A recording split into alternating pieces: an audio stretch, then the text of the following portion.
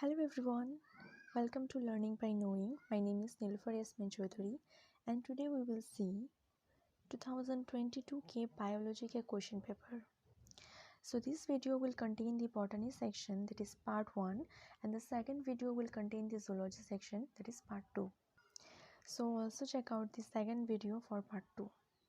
So let's move into our question paper.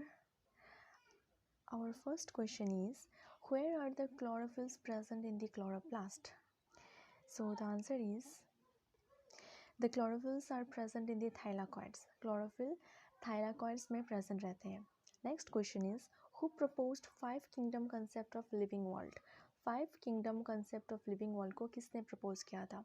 And it was proposed by ecologist Robert Whittaker, जो एक north American ecologist थे. उन्होंने ये five kingdom concept of living world को propose किया था. Our next question is, who proposed binomial nomenclature? Binomial nomenclature को Karl Linnaeus ने प्रपोज किया था. Next question, in which phase of cell cycle DNA synthesis occurs? DNA synthesis cell cycle के कौन सा फेज में होता है? It is seen in the S phase, that is called the synthesis phase. Then our next question is, write the characteristics of Monera. We know कि Monera जो है वो फाइव किंगडम क्लासिफिकेशन की एक किंगडम का नाम होता है. मोनेरा जो पहला किंगडम होता है. मोनेरा के कुछ कैरेक्टरिस्टिक्स होते हैं, जैसे दे आर यूनिसेलुलर ऑर्गेनिजम्स, इनके डीएनए होते हैं नेकेड, इनमें कोई न्यूक्लियर मेम्ब्रेन नहीं होता. फिर ये एसेक्सुअली रिप्रोड्यूस करते हैं, सेक्सुअल रिप्रोडक्शन इनमें नहीं होता. ये मोस्टली बैक्टीरियाज होते हैं, इनके सेल वॉल रिजिड होते हैं और ये पेप्टिडोग्लाइकन से बना होता है इनका सेल वॉल. फिर इनका जो लोकोमोटरी ऑर्गन होता है वो फ्लैजेलम होता है. ये different modes of nutrition show करते हैं, जैसे autotrophic nutrition, parasitic, heterotrophic, saprophytic. हम जानते हैं कि ऑटोट्रॉपिक न्यूट्रिशन वो होता है जहाँ पे ऑर्गेनिज्म अपना खाना खुद तैयार करता है. नेक्स्ट आता है पैरासाइटिक. पैरासाइटिक वो होता है जब एक ऑर्गेनिज्म दूसरे होस्ट ऑर्गेनिज्म पे अपने खाने के लिए डिपेंडेंट रहता है. Then is heterotrophic. हेटेरोट्रॉफिक में वो होता है कि वो ऑर्गेनिज्म अपना खाना खुद तैयार नहीं कर पाता है, वो हमेशा दूसरों के ऊपर डिपेंडेंट रहता है अपने खाने के लिए. And the last is saprophytic. Saprophytic वो मोड ऑफ न्यूट्रिशन होता है जो डेड एंड डिकेइंग मैटर्स के ऊपर डिपेंडेंट रहते हैं फॉर देयर न्यूट्रिशन. दस ये जो ऑर्गेनिजम्स होते हैं इनको कहा जाता है saprophytes. So moving to our next question, what are the significances of meiosis? We know कि मियोसिस एंड माइटोसिस ये दोनों सेल डिवीजन के दो मेजर टाइप्स होते हैं. Meiosis it happens in the reproductive cells of an organism, and ये meiosis sex cells के formation के लिए रिस्पॉन्सिबल होते हैं. फिर ये सेक्स सेल्स के डेवलपमेंट के लिए जेनेटिक इन्फॉर्मेशन को एक्टिवेट करते हैं और स्पोरोफाइटिक इन्फॉर्मेशन को डीएक्टिवेट करते हैं. ऑल्सो ये क्या करते हैं, सेक्स सेल्स में क्रोमोसोम्स के नंबर्स को हाफ करके रखते हैं ताकि एक्चुअली में कंस्टेंट ये जो क्रोमोसोम का नंबर होता है वो कंस्टेंट बना रहे, नहीं तो फिर वो डबल हो सकते हैं. जब फर्टिलाइजेशन होता है तब क्या हो जाएगा, यूनियन ऑफ गेमेट्स होने के बाद ये क्रोमोसोम नंबर्स डबल हो सकते हैं. दैट इज़ वाई मियोसिस के दौरान क्रोमोसोम नंबर्स को हाफ में रखा जाता है. Next question is, what is cambium, what are the functions of it? Cambium क्या होता है और इसके फंक्शंस क्या होते हैं? कैम्बियम एक टिश्यू का लेयर होता है जिसका नेचर ये होता है वो कंस्टेंटली एक्टिवली डिवाइड करता रहता है, और वो जाइलम एंड फ्लोएम के टिश्यूज़ के बीच में वो लेयर ऑफ टिश्यू होता है, वो वहीं पे कंटिन्यूसली डिवाइड करते रहते हैं. ये कैम्बियम, इसको प्लूरल में कैम्बिया या फिर कैम्बियम्स भी कहा जाता है. ये प्लांट टिश्यू होता है जो जाइलम एंड फ्लोएम के बीच में रहता है, कंस्टेंटली एक्टिवली डिवाइड करते रहते हैं. इनके फंक्शंस होते हैं कि ये सेकेंडरी ग्रोथ के लिए रिस्पॉन्सिबल होते हैं. प्लांट्स के स्टेम्स एंड रूट्स की जो सेकेंडरी ग्रोथ होते हैं उसके लिए कैम्बियम रिस्पॉन्सिबल होता है. ये एक प्लांट का थिकनेस बढ़ाता है. Next question is, what are the pigments involved in photosynthesis? They are chlorophyll A, chlorophyll B, xanthophyll, carotenoids. Moving to the next question, distinguish between stroma and thylakoid. The thylakoid and stroma, they both are present in the chloroplast, but thylakoid जो होता है वो एक membranous organelle होता है जो chloroplast में present रहता है, और stroma जो होता है वो chloroplast का cytoplasm होता है, उसको stroma कहा जाता है. तो वो तो इनका जो प्लेस ऑफ एग्जिस्टेंस है वो दोनों ही क्लोरोप्लास्ट के अंदर ही है। एंड देन थाइलाकोइड जो होता है वो नेसेसरी फैक्टर्स और कंडीशंस को प्रोवाइड करता है ताकि लाइट डिपेंडेंट रिएक्शन जो होता है फोटोसिंथेसिस का वो इनिशिएट हो सके। और स्ट्रोमा में क्या होता है, light independent reaction of photosynthesis होता है, that is we can say कि डार्क रिएक्शन होता है वहाँ पे। थाइलाकोइड में लाइट रिएक्शन होता है and in the presence of light, and stroma में डार्क रिएक्शन होता है in the absence of light, यानी कि वो एक लाइट इंडिपेंडेंट रिएक्शन है। Next question is, okay, it is also distinguished between light reaction and dark reaction. So the light reaction is it depends on light, and for the dark reaction it is independent of light, that is it does not require light.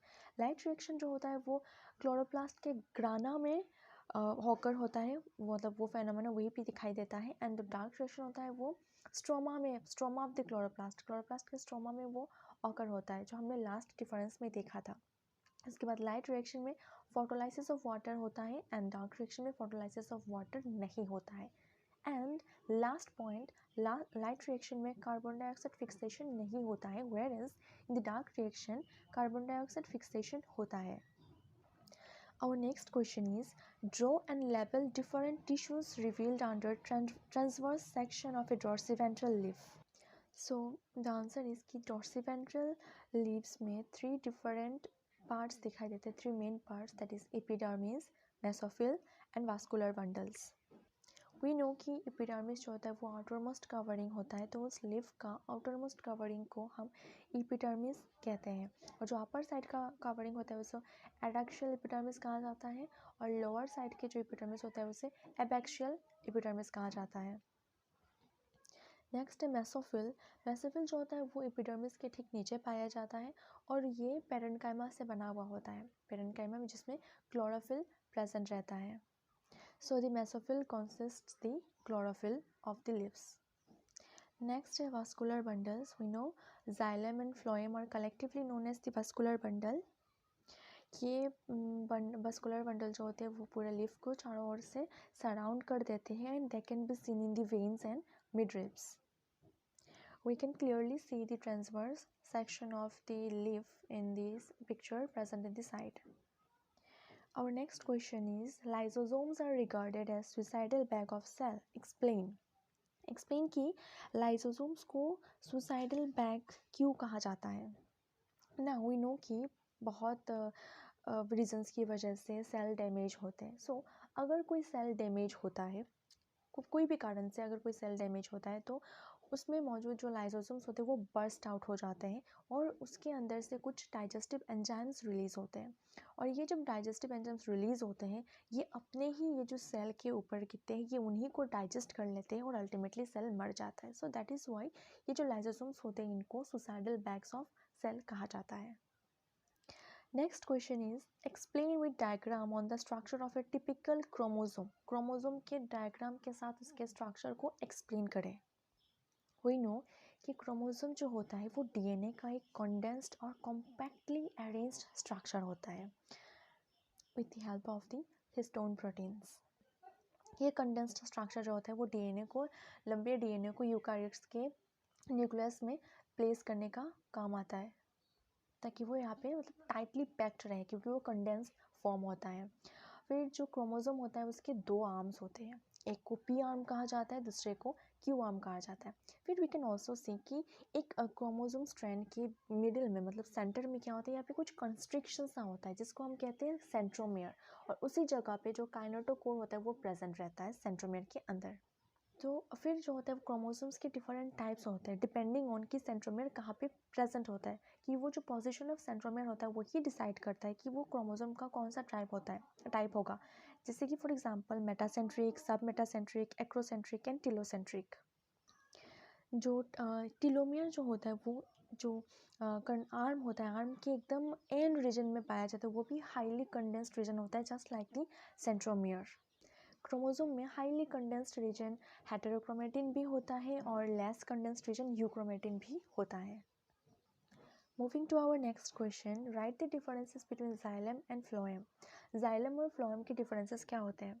We know xylem जो दोनों को collectively vascular bundle कहा जाता है, and xylem जो होता है ये रूट्स से वाटर एंड मिनरल्स को एब्जॉर्ब करता है, एंड जो फ्लोएम होता है वो लिप्स में जो खाना बनाया हुआ है ऑलरेडी उसको प्लांट्स के डिफरेंट पार्ट्स में ट्रांसपोर्ट करता है।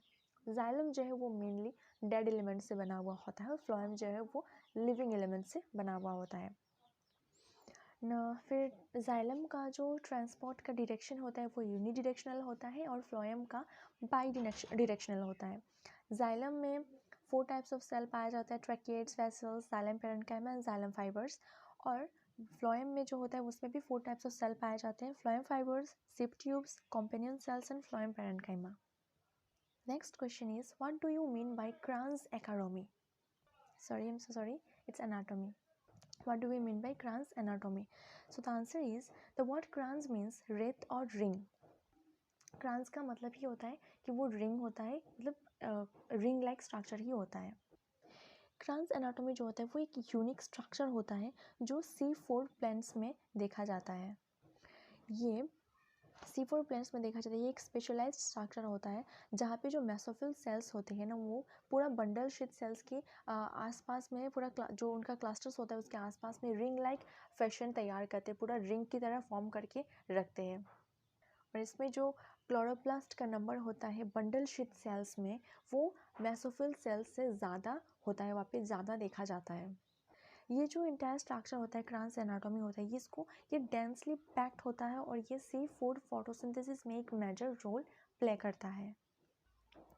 Moving to next question and the last question, write the different types of 5 kingdom system of classification. 5 kingdom system of classification के जो डिफरेंट टाइप्स होते हैं, डिफरेंट किंगडम्स होते हैं, उनके बारे में बताया जाए। क्लासिफिकेशन जो होता है वो कोई भी ऑर्गेनिज़म्स को या फिर कोई भी चीज़ों को जो सिस्टमेटिकली असेंबल किया जाता है, सिस्टमेटिकली असेंबल करते हैं इनटू ग्रुप्स और सेट्स, और फिर उनके कुछ सिमिलरिटीज़ या डिफरेंसेस के ऊपर बेस करके यही जो असेंबलिंग होता है, असेंबलिंग सिस्टम होता है, उसे हम कहते हैं क्लासिफिकेशन। क्लासिफिकेशन करना ज़रूरी होता है क्योंकि ये कोई भी स्टडी को, स्पेशली ऑर्गेनिजम्स के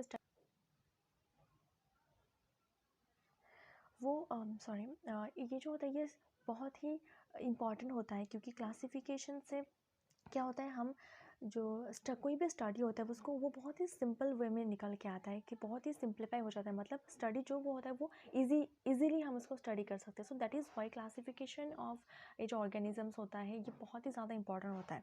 ये डिफरेंसेस और सिमिलरिटीज़ के ऊपर डिपेंड करके इसको क्लासीफाई किया जाता है, बहुत सारे पॉइंट्स होते हैं, तो हमें कोई भी चीज़ को स्टडी करने में बहुत ज़्यादा आसानी हो जाती है। द 5 किंगडम क्लासिफिकेशन जो होता है वो द 5 किंगडम क्लासिफिकेशन जो होता है वो लिविंग ऑर्गेनिजम्स के ये कुछ किंगडम्स को क्लासीफाई मतलब फॉलो करते हैं, जैसे कि kingdom Monera, kingdom protista, kingdom fungi, kingdom Plantae and kingdom animalia. Kingdom Monera के फीचर्स हम ऑलरेडी देख चुके हैं, ये बहुत दोबारा से देख लेते हैं। ये जो मोनेरा का और मोनेरा में जो ऑर्गेनिजम्स पाए जाते हैं जिसको मोनेरान्स कहा जाता है, ये हर जगह पे फैले होते थे, ऑकर एवरीवेयर, और ये बहुत ही माइक्रोस्कोपिक नेचर के भी होते हैं जो इसको देखा नहीं जाता नेकेड आई से। फिर ये इनके पास सेल वॉल होता है और ये प्रोकैरियोटिक होते हैं, इनके पास सेल वॉल होता है, रिजिड सेल वॉल प्रेजेंट होता है। Next is kingdom protista. Protista के जो इंपॉर्टेंट फीचर्स होते हैं वो है कि ये यूनिसेलुलर ऑर्गेनिजम्स होते हैं and they are also eukaryotic organisms. फिर इनमें सीलिया या फिर फ्लैजेला प्रेजेंट होता है जो इनको मोबिलिटी में हेल्प करता है, मूव करने के लिए ये सीलिया या फिर फ्लैजेला का यूज़ करते हैं। नेक्स्ट काम दी किंगडम फंजाई। फंजाई से हम बहुत ही अच्छे तरीके से जानते हैं फंजाई को। फंजाई जो होते हैं ये फिलामेंटस होते हैं, ईस्ट को छोड़ के, वो थोड़े बबल शेप के होते हैं ईस्ट को छोड़ के, और ये सिंगल सेल्ड होते हैं ईस्ट। और मोस्टली जो फंगाई होते हैं वो सेप्रोफाइट्स होते हैं या फिर हेटेरोट्रॉफिक होते हैं। मशरूम जो होता है वो एक फंजाई का एग्जाम्पल होता है, mushroom. Next kingdom is kingdom plenty. Kingdom plenty जो होता है वो पूरा प्लांट किंगडम होता है, सारे प्लांट के एक साथ मिलके प्लांट किंगडम फॉर्म करते हैं, इसको किंगडम प्लेंटी कहा जाता है। ये यूकैरियोट्स होते हैं जिनमें क्लोरोप्लास्ट प्रेजेंट होता है, ये ऑटोट्रॉफिक नेचर के होते हैं बट कोई कोई हेटेरोट्रॉफिक भी होता है। but mostly they are autotrophic in nature, that is they can make their own food with the help of photosynthesis. Next is kingdom Animalia. Animalia मतलब एनिमल किंगडम। ये किंगडम सभी एनिमल्स को comprise करता है। ये मल्टी सेलुलर होते हैं, eukaryotes होते हैं, और ये हेटेरोट्रॉप्स होते हैं, मतलब कि they can not produce their own food, they largely depend on other organisms or other autotrophs for their mode of nutrition. और एनिमल किंगडम एनिमेलिया का जो मोड ऑफ न्यूट्रिशन होता है वो actually holozoic mode of nutrition होता है। Holozoic मतलब दे encompasses the food, ये इंजेस्ट करते हैं फूड को, एंड आफ्टर दैट जो इंटरनल कैविटी होता है वो फूड को डाइजेस्ट करने में हेल्प करता है। So this are the features of kingdom animalia. So we have covered all the questions from the question paper of 2022 botany के सेक्शन से हमने ऑलमोस्ट सभी क्वेश्चंस कवर कर लिया है, जो 35 मार्क्स कंटेन करते हैं। 50% ऑफ द क्वेश्चन पेपर 70 में से out of 70 35 marks botany section contain करते हैं। सो बाकी के जूलॉजी के क्वेश्चंस हम अपने नेक्स्ट वीडियो में डिस्कस करेंगे, वो पूरा जूलॉजी का वीडियो होगा। सो मेरे साथ पूरे एंड तक रहने के लिए थैंक यू सो मच।